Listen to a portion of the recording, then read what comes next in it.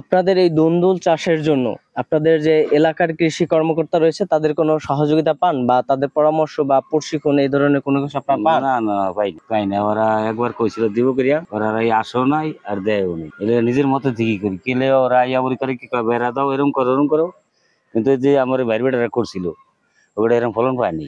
সে যেমন আমি কিছু না, আমার এটি দরকার না, আমার নিজে নিজে আমার যে মত মতন করলে এই জিনিসটি ভালো হয়। এই যখন সেইটার ভিতরে মনে করেন ইয়া করুম ধনিয়া বুনুম, ওটা ভিতরে অন্য কিছু করুম, ওই যে ওইটার ভিতরে আবার আকপাত করুম ভাগে ভাগে, যে এটা করছি লাল শাক।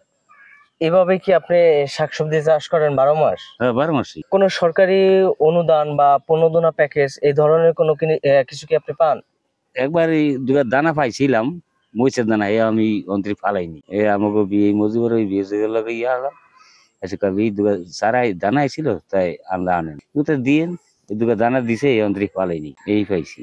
আপনি যদি সরকারি কোনো অনুদান, সরকারি কোনো প্রণোদনা প্যাকেজ বা সরকারি কোনো প্রশিক্ষণ যদি পান, তাহলে আপনি কি এই সবজি চাষটা ব্যাপক আকারে বাণিজ্যিকভাবে বাংলাদেশের অর্থনৈতিক চাকা ঘোরানোর জন্য কি আপনি প্রচেষ্টা করবেন? হ্যাঁ করুম, হলে হলে আমি করুম, যদি ভালো উন্নতি ইয়া পাই তাহলে আমি করবো, কারণ আমি নিজে তো এটা করতেছি। তা আপনাকে ইয়া পাইলে আরো আরো ভালো করে করলাম। আমি এই যে আমি ডাবল করে জাল দিয়ে আসে ইয়ে করছি, একটা 3টা করে জাল মুরকায়। আপনার মতো যারা আপনাকে দেখে শিখতে চায় বা আপনাকে দেখে এভাবে দুন্দুল বাগান করতে চায়, দুন্দুল চাষ করতে চায়, শাকসবজি করতে চায়, তাদেরকে আপনি কিভাবে পরামর্শ দিতে চান? হ্যাঁ ওই আমি যেরকম করি হ্যাঁ ওরকম ই করবো, কোনদিন যেটা এই সময় রুগবি ইয়া এবার করে কিছু মারি দিবি, এবার সার মার দিয়ে দিলেই উপরে উঠে গেল, জাল যখন উঠে গেল, উঠে যাওয়ার পর দিই এরপরে ফলনটা পড়বো।